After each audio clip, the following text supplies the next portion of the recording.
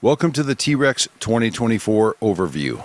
Some of the things you can expect from this year's upcoming scenario-based simulated grid-down Teotihuacan readiness exercise this weekend. Since AmRRON has ran this exercise for over a decade, most participants have one or two or more, some many more, T-Rexes under their belts.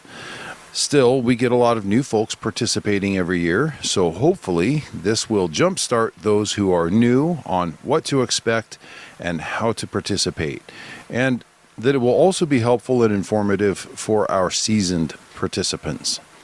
Of course, all this week, WIWT News, the AmRRON fake news, what if it were true, that will be putting out news stories to help frame up the scenario.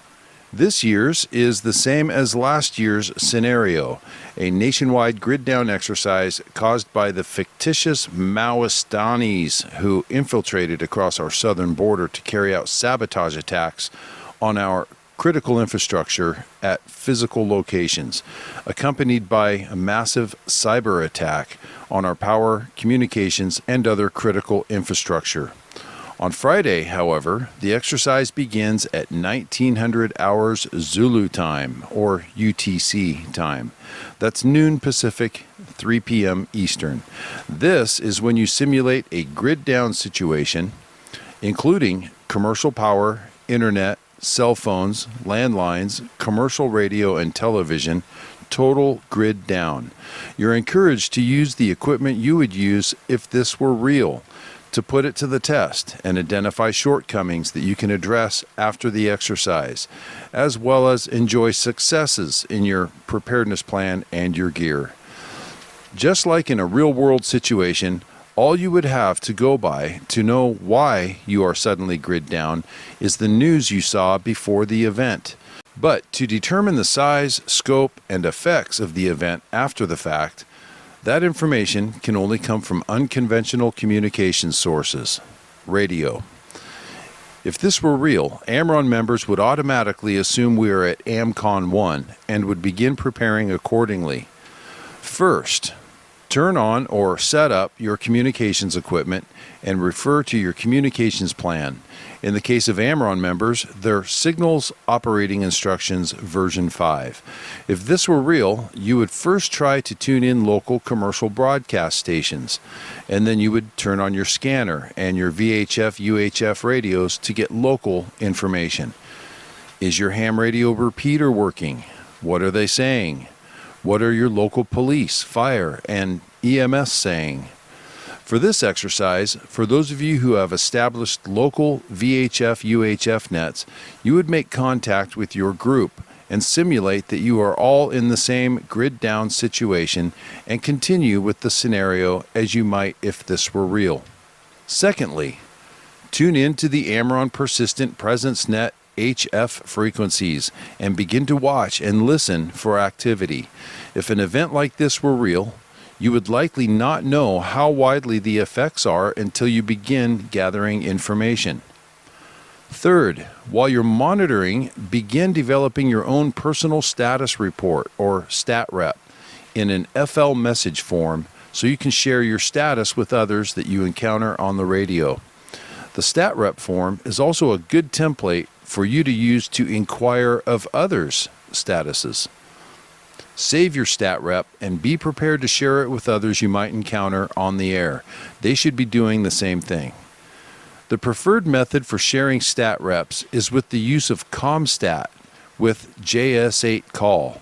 If you don't have ComStat set up, then fill in the status and info fields of your JS8 call by adding your abbreviated stat rep, including any short narrative description. The fewer words, the better. This method makes it easy to send and easy for those receiving it to transfer it to their ComStat to display it or relay it to the net on your behalf. Once you see other stations on the air on the Persistent Presence Net, then submit your stat rep to the AmRRON group on your own initiative. If you don't have ComStat, then send your abbreviated stat rep via JS8 call or using the FL message stat rep form to QST AmRRON once the frequency is clear. If you are in a scheduled net window, then don't transmit. Turn your TX off in JS8 call and follow instructions of the net control station or his assistant net control station. What to expect after T-Rex starts. What you will discover is that AmRRON relies almost exclusively on data modes for our HF communications. This includes the FLDigi suite of software, as well as JS8 call and ComStat, and others. Although we do have HF voice nets, and we hope to expand that in the future, there is nothing that comes close to the ability to send large volumes of information with speed and accuracy like data modes. This becomes even more apparent during poor band conditions and with weak signal situations. At first, expect to see stations showing up on the air within the first few minutes of the exercise, and then increasing over the next couple of hours. You can expect that stations will begin sharing their stat reps if there is not a scheduled net taking place. Secondly, expect that NCS of the scheduled net will have an initial event summary prepared, sharing what he knows so far, including any special instructions he may have received. He may announce himself as the NCS of an upcoming net and request stat reps from stations on the air to aid him in compiling a more complete initial event summary. If the NCS is on the air prior to a scheduled net and has an IES completed and ready to transmit, he may do so prior to the net, even an hour or two early. He would do this over the persistent presence net to help relieve net congestion on the upcoming scheduled net. This also gets the report into more stations' hands who can then relay on to others. Expect relay stations coordinating with other stations to relay traffic, to announce and change frequencies up or down 3 kHz or more to keep the main frequency clear for other exchanges. So if you also need that report or piece of radio traffic, be prepared to follow them and change frequencies as well.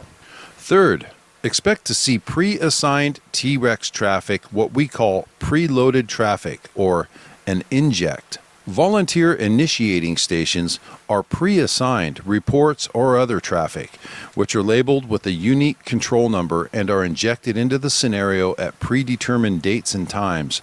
This aids with the flow of the exercise and enhances the scenario as it unfolds, and it adds to the realistic progression of the simulated emergency. As you continue to collect news, reports, and other information, you will begin to learn details to help you understand the scale and the impacts of the disaster.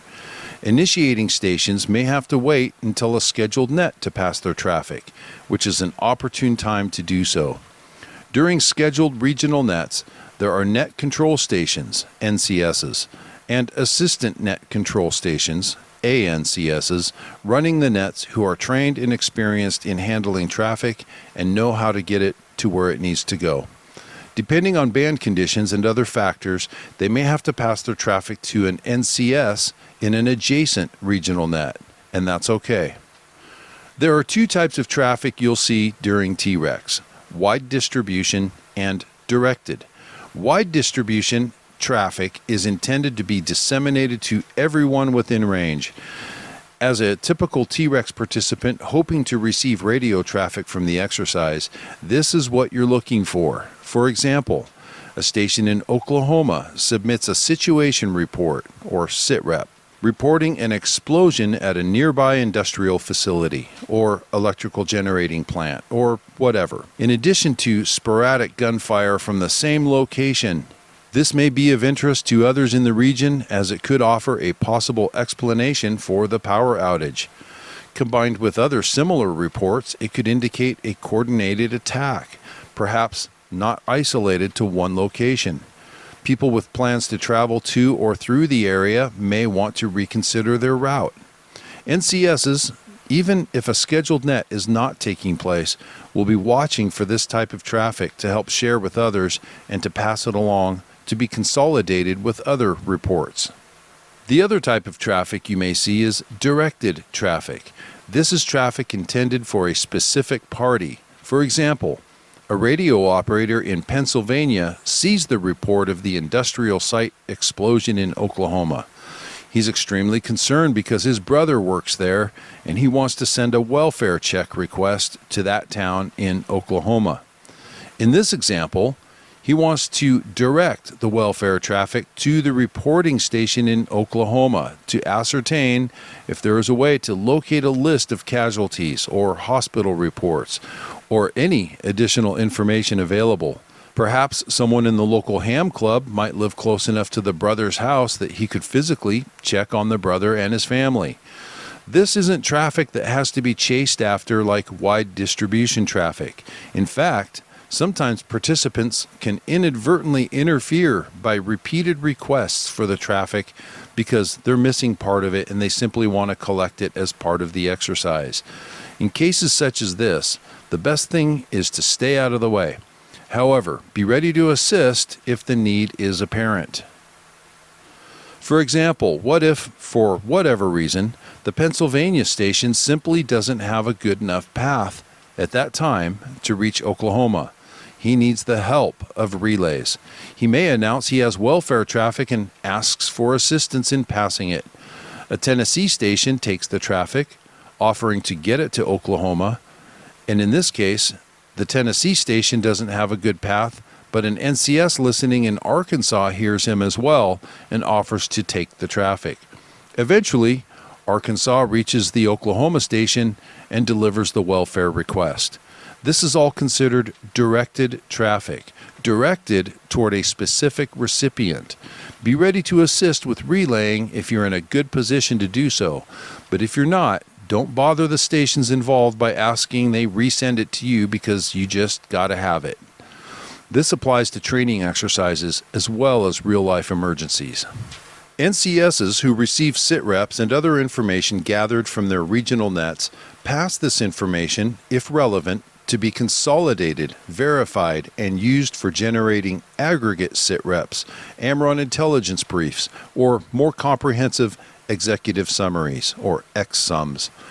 An XSUM could be the overall daily roundup report or an in-depth report covering a specific or isolated special incident. For example, a major hurricane, a volcano eruption, or major earthquake. Other traffic could be prepared for distribution such as PSAs or other messages such as net schedule changes, lists of shelters, tsunami evacuation routes, etc. Once this traffic is disseminated back out to the NCSs, they can then send it over their scheduled regional nets to keep everyone in the network informed. This is how you get news and information in a grid-down emergency. If this is your first T-Rex, you'll probably get the most out of it by doing more watching and taking good notes than anything else. See what nets look like. Familiarize yourself with your communications equipment, the SOI, tuning into the nets, and gathering the traffic that's being passed along throughout the exercise. But don't be reluctant to also transmit and participate. Test out your digital modes and custom forms and practice your skills and equipment. Participants are encouraged to use this opportunity to address challenges that might be unique to you, perhaps not even communications related, such as your geographical location and potential hazards around you. Do an area assessment and discuss, if this were real, how you might be uniquely affected. For example, if there was a wildfire, what are your specific escape routes? Participating parties, especially groups, are encouraged to develop your own micro scenarios to go along with the larger ongoing scenario. For example, if power substations or other critical infrastructure were being attacked, could you map those out in your area and develop a security plan to put eyes on those sites? Perhaps send fire watch teams out in shifts to establish outposts on elevated positions, to role play, sending situation reports on the progression of a fictitious wildfire, if wildfires are an issue in your area. Of course, always make it very clear when sending reports and messages over radio that this is a training exercise. And also, with any traffic you make up on your own, steer clear of any subplots or scenarios which portrays an adversarial situation with government entities. We want to practice and train to help others and to serve our communities during a disaster. So scenarios like National Guard rounding people up, for example, are not authorized to be part of the exercise. And finally, some additional tips to help things go smoothly and to help minimize the chaos. Listen before transmitting. This is just good radio practice, and it's a simple way to avoid interfering with others on the air. Stat reps. Submit only one stat rep per day and when changing bands, unless, of course, if your status changes. For example, a commercial radio station comes on the air after all the stations went off the air the day before. You might change that category from red to yellow. ComStat is the preferred method for submitting stat reps. For those using ComStat, sending stat reps is a little bit different. Still, produce only one stat rep per day if there are no changes to your status. However, to send your stat rep after your initial one, transmit it by using the forward feature. Do this by clicking Menu, then from the drop-down menu, select Stat Rep AC. Find your most recent stat rep in the list, and then click Forward Selected Stat Rep. That's right, you're forwarding your own stat rep. This keeps the same stat rep ID, which is similar to a queue. The purpose of this is that it prevents duplicates of the same stat rep. We've seen stations send a stat rep a couple of times per hour by creating a new stat rep. And for others receiving stat reps, in a list of 20 stat reps, 10 of them are from the same station and is completely unnecessary. The same thing when you switch bands. Forward your stat rep. Then those who have not received your stat rep before will have it displayed in their ComStat. And those stations who have previously received your stat rep won't get duplicate or triplicate stat reps displaying and taking up room on their dashboard. With ComStat, you can forward your stat rep fairly often, say every couple of hours, but definitely not more than once per hour, or unless a net control station actually requests stations submit their stat reps. Next tip.